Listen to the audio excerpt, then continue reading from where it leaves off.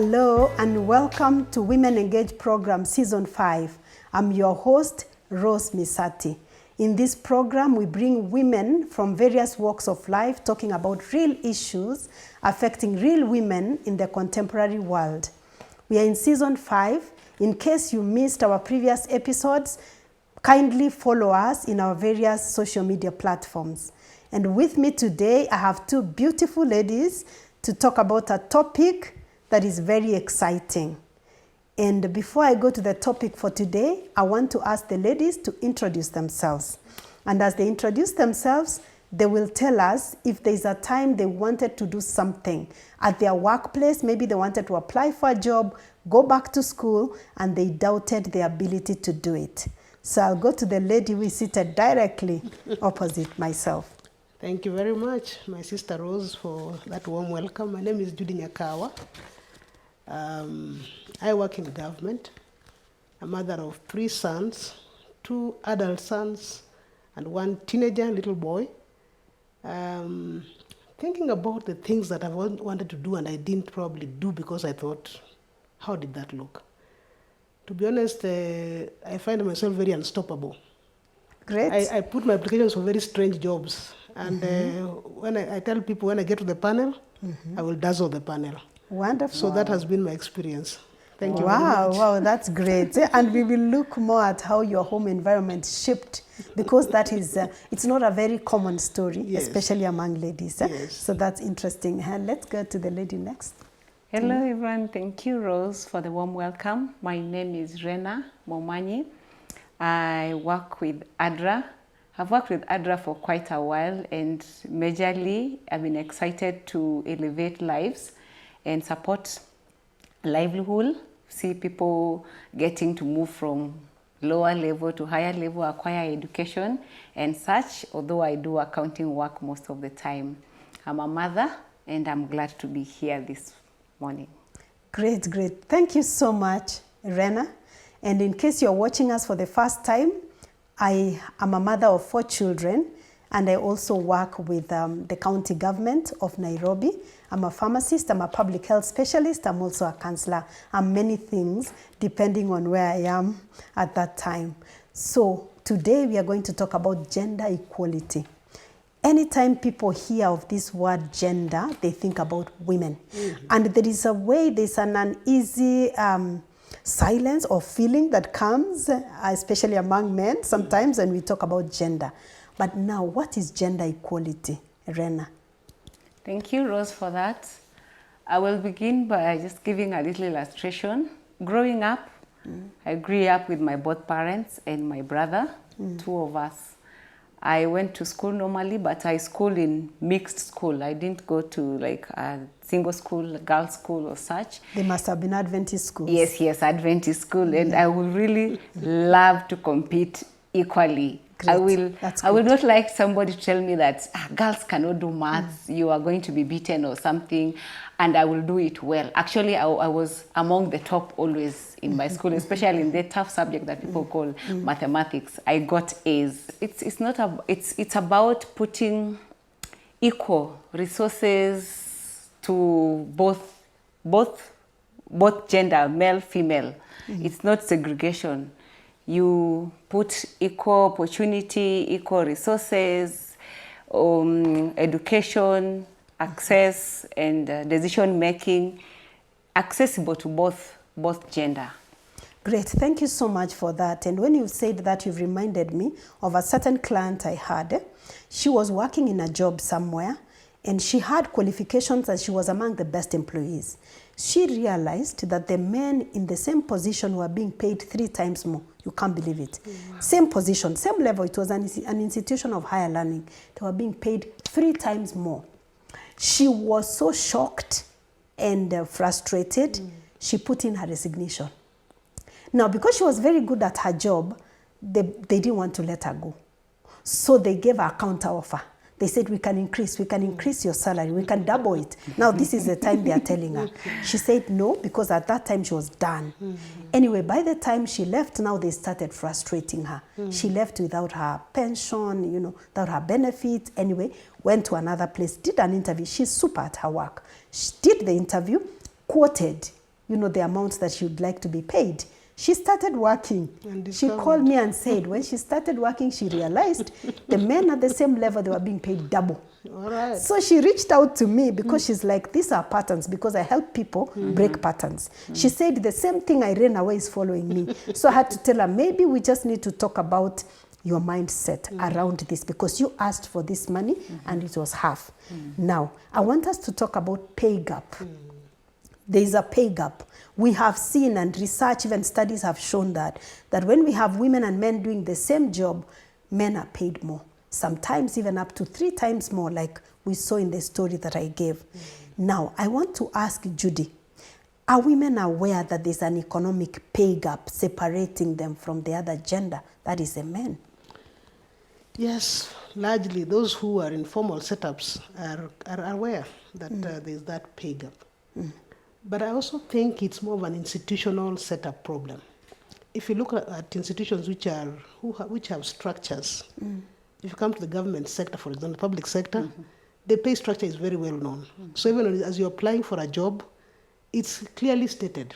So you don't come start bargaining that I'm this person, I have this many degrees, I want to be paid so much. It's very clear. But currently, that is also starting to change, because people from the private sector are getting into government and they're saying, I cannot do this job at this level. But having said that, just back to the issue of you as a person and your own self-confidence. And I think that's where parenting also comes in. Are we making our girls to feel lesser than their boys?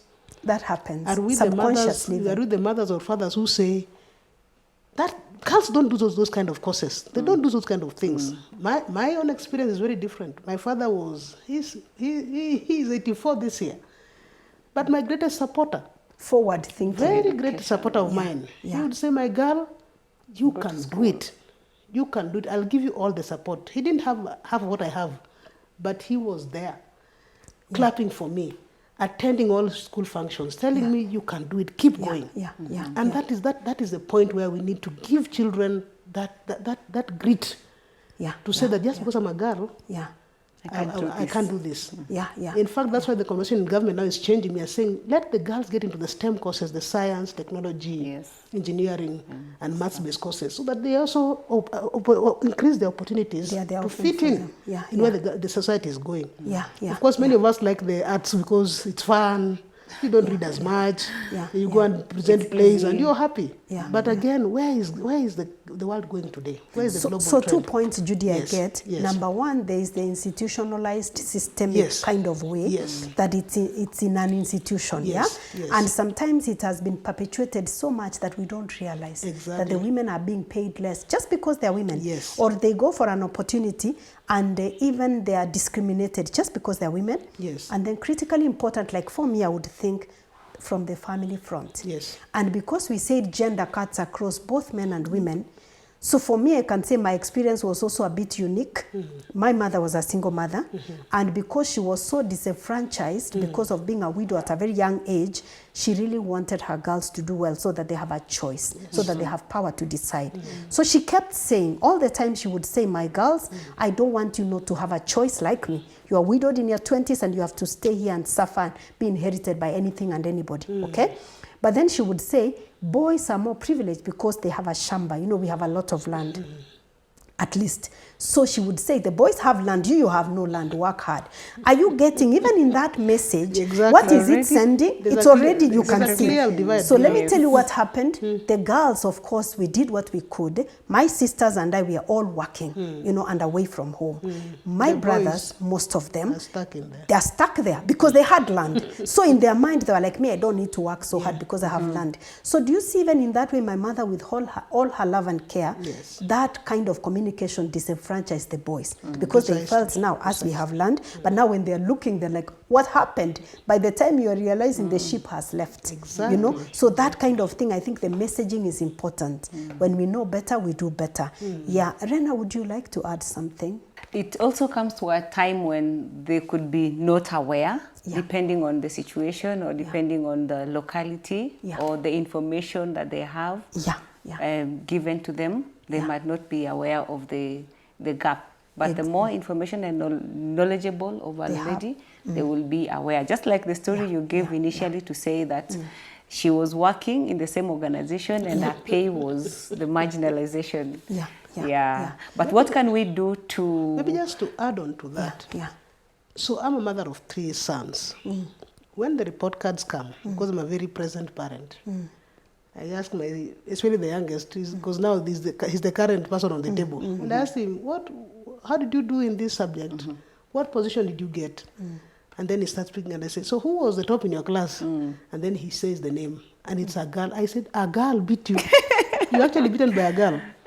Now, when I come to the school, and they're boys and girls, I tell the girls, you know, when I was in school, I didn't allow boys to beat me. So you see, I cut both sides. I'm telling my son, girls can't beat you. But I'm also telling the girls, boys shouldn't beat you. So that it's a balanced conversation. My child is in a school where he has been vying to be the class governor. And you will find when it's a girl vying to be governor and a boy to be deputy, the girl is told, no, vie for deputy, let the boy be governor. So because at home, when he was telling me, me, I cannot vie for deputy, I'll vie for governor. I'm like, why? He says, because I cannot let a girl be the governor and I'm the deputy. So I saw like some of these subliminal messages have been passed that the girls can only be second place, not first place. So it's important when the conversation is balanced so that we challenge both gender. Now tell me, Rena, bridging the gender labor market activity and pay gap, how can that lead to increased economic growth? Okay, when we bridge, that means we are considering equal pay for equal position. Let's say if I'm working in this position, I shouldn't be paid less just because I'm a lady. Exactly. I should be just paid the pay that is designated for that position. And you know, for women, whenever we are paid, we go back to our homes, we are doing the supporting the family, paying school fees and all, making the comfortable running of our home. And that means we are contributing to the economic growth. If I'm paying for my child's school fees, I'm attending for their welfare, for, let's say, for medical care and everything, I'm supporting the whole system from a home. And another lady is doing the same. So it goes round and it will build the economic stability of a nation or a society. Oh, that's so important. That's so important. And I want us to pick the point of the resources that are being paid to the women, they are used mostly in the family. Actually, 90% is used in the family. Have you ever been given money by somebody for lunch? You're given money for lunch. You end up it's a familiar spending story. it for the family. So you have this money for lunch and you start picturing, this $5, I can go and have lunch and that's it. But I can also go to the market and buy fruits and vegetables and feed my family. You know, we think like that many times. That's very true. So whatever money you're getting, it's ending up in the family. It's ending up even supporting whether it's church activities, whether it's in the community. So that's important. When women earn more, the communities thrive. Then number 2 is that if the woman is not being paid, that means that the money is Poverty is really, poverty is real. I remember when my children were in primary school, my eldest son loved cooking. So he would even buy the clothes for a chef. He would bake.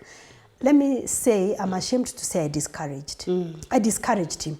He would want to spend more time in the kitchen. I'm like, no. My son. And he would cook for us so well. Let me tell you, I killed that dream. I must confess, I killed. I'm like, no. I can't have a boy here in the kitchen cooking. You know, and I just realized then he got into technology now. He got into techie, although I'm glad that he does very well in techie. But when I look back, I see how many times, even when people have a girl asking for a toy, you want to tell them a toy car. You say, no, girls should play with the dolls. The dolls, And even myself, when I was joining university, many people told me, no, you can't do pharmacy. As a girl, if you do a science course, you become ugly because you're going to be dressed in uniform and everything. Go and do something that will make you look fancy. You know, so those messages that we pass. So let's give children an opportunity to pursue that which you know they want to do, the messages. So that attributes more to parenting and Parenting, what we important. are putting in our children. That is true. Exactly. Yes. What about then in the home, Rena?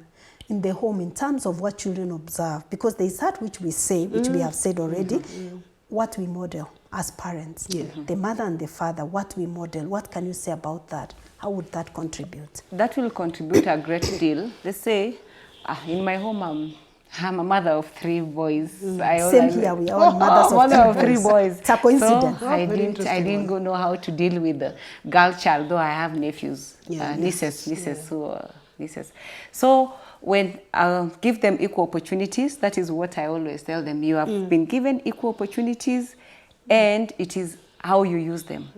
You do not complain to say, oh, me, I didn't get this, I didn't get. You go to the same school, your school fees is paid. If you want this kind of book, everything is provided.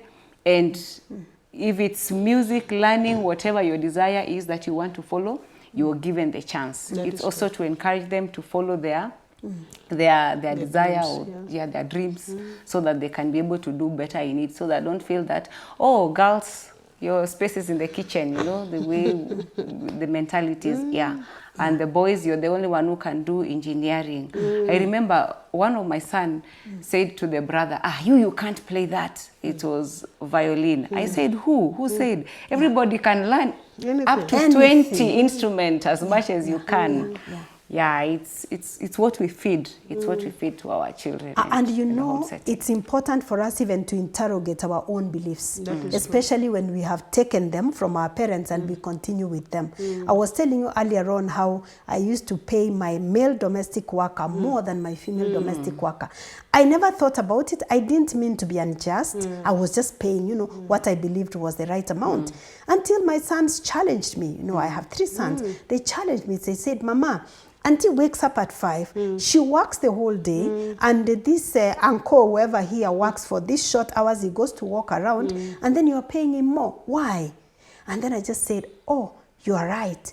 That is and true. then, you know, at some point I even said, oh, he's taking care of our family. They said, Mama, wait. When they get the money, and you know it, because you send for Auntie, 99% of her money goes back to take care of our children. For him, it's different, because we see the kind of things he's buying. So what can you explain to that?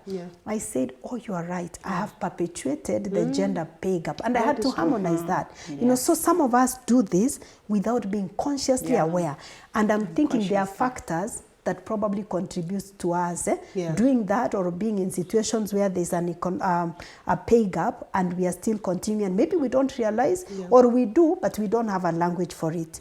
What socialization. Socialization, Could you talk about it? I just want to add on what you're saying with regard to teaching our children to redeem time.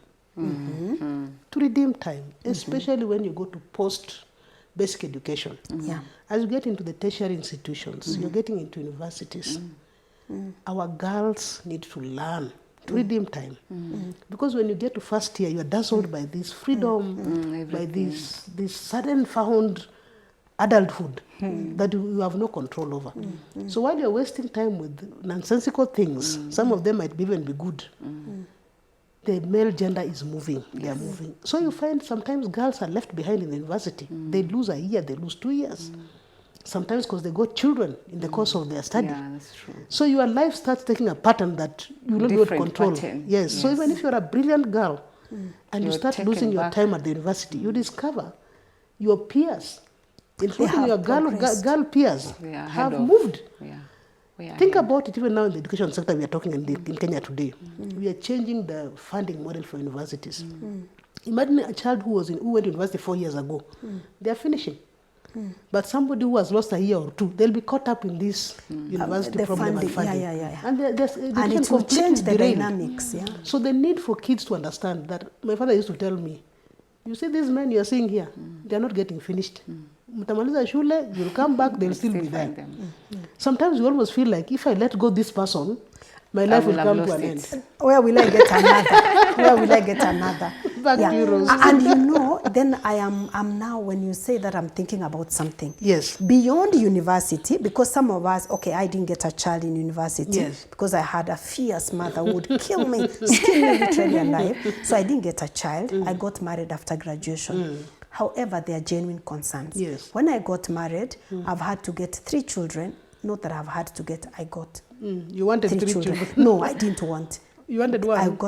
I wanted none. God surprised me. I'm serious. God surprised me. No, I didn't want any. God is very kind to you. So God is very kind. He surprised me with 3 children. So I had 9 months of pregnancy and breastfeeding, exclusive for 6 months, then 2 years breastfeeding. in all fairness, my husband is progressing at his workplace. So in all fairness, for women, So there are there is that factors. part of, there are factors genuinely. Yes. So that meant when I got into the workspace, I had to You're coming in redouble late. my effort, Yes. which I feel that as women, to be honest, even with all redemption of time and everything, Yes. there's still that. Yes, I don't gap. want to call it a disadvantage, Yeah. but there's still that factor. So think about Yes. it. If you had not finished university and you start that drama of children, now you already, Where will already, you be? already you have things that will come your way by virtue of being a girl, That's Yeah. true. and then you speed them up. Yeah. So now you have a children thing on the side, you have a education thing on the side. None Yes. of these things is moving well, Exactly. and sometimes the person involved also walks away.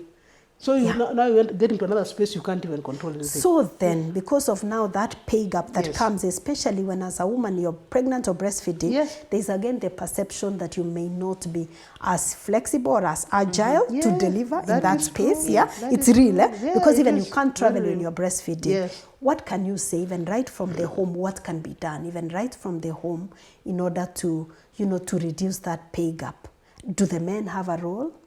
They do. The men owners have a of these role, pregnancies and the but children? also again back to structures. Because I notice sometimes when if you sit in an interview panel and a girl walks in and she's pregnant, you are thinking, gosh. Maternity leave. Sasa 3 imeanza months. hata- before she even reports, she's She's already, paid without money. you already have a story here. You are not likely going to But be if hired. you think about it the other way, when you hire a woman, they're unlikely to do hanky-panky. These things I'm hearing, I'm seeing them now. You are right. When we were growing up, women were the people who showed up on time, did their work. They can't lose the job. They, didn't can't afford to lose They this didn't do job. these corrupt deals that people like doing. But nowadays we've gotten into the space where we also think we can compete with the men even with the wrong things. Yes. But having said that, even when we are getting children and we are doing our work well, the bosses are fairly supportive. Yes. In fact, part of the things that I do in my own experience is when I meet a new employee, I want to know who she is, who they are.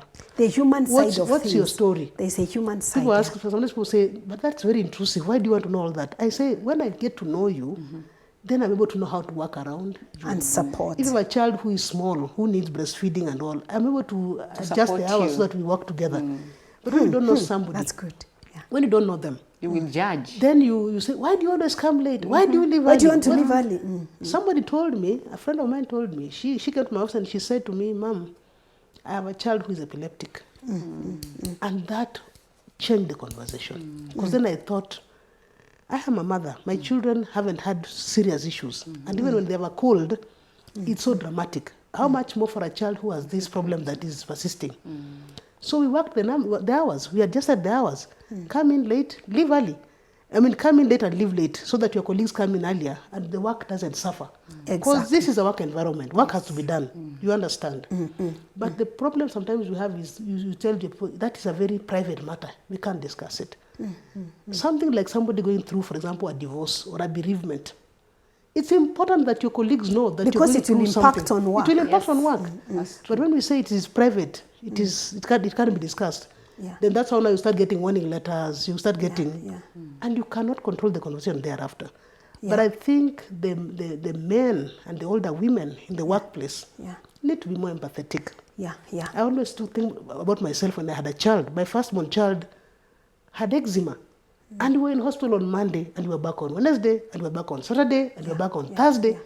So I appreciate when I see a mother with a small child. Exactly. I know. So there's Yes. the role Yes. of the bosses or the senior people in the Exactly. organization Yeah. Be being more empathetic. empathetic, Yes.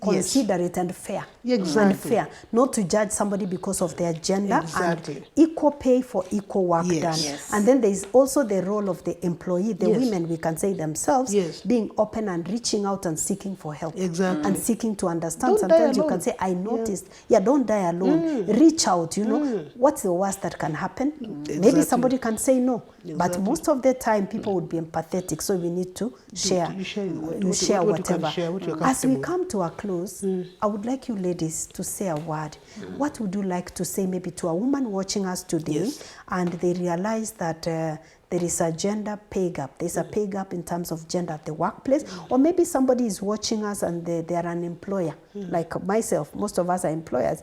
And we have employed both gender, what would you like to say? Any word to any of those categories? For the employer, I would like to say, be considerate, listen to your both employees, both women and female, get to know their situation, and it's good to ensure the pay is at par if they are doing the same work or they have the same qualification.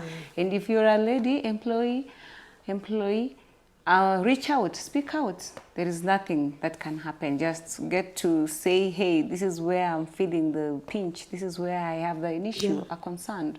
Then you will be listened to, I believe. I couldn't say more. In fact, the point we are making is that as an employer, are you being fair?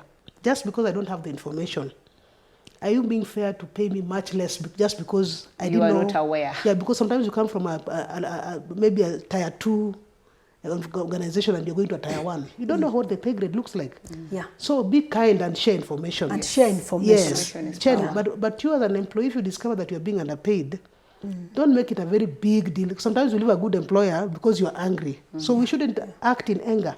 Exactly. Go to the table and say, and talk. I have just discovered that this place at this level I should be earning 500,000 shillings, but I notice I'm getting 200,000. What has happened? Yeah. Then you'll get the conversation going. Exactly. Yes. Thank you. And from my part, what I would like to say for me is to speak to the men in the lives of the ladies, be it the fathers, be it the spouses, be it the sons, and specifically I want to talk about the spouses. Yeah. Be a real partner. Support your partner. When I was called to come and host this program, because I have to come very early and I live a bit far, at first I was like, will I really make it? Then I reach home late and I have an 11-year-old, who goes to school and comes in the evening. But then because my husband is a real partner, I can leave in the morning, he prepares the child for school. In the evening, he tells me, no, sleep early. I'll do the devotion with the child and put him in bed and make sure his bag is packed and he's done the homework. So because he's a real partner, he has enabled me to go for opportunities that come my way without having to worry about the domestic environment. That is true. And that is what even Sheryl Sandberg says in her book, Lean In. She says, let the men be real partners. I know men may not carry the pregnancy or breastfeed, but if the milk is there, you can feed the baby milk. So that way, by being a real partner, then we are able to minimize or even reduce actually, or even end the gender pay gap so that we have equal work for equal pay, and that way we have more resources for families, even more resources to boost economic development. Thank you so much for watching. See you super soon. Asante sana.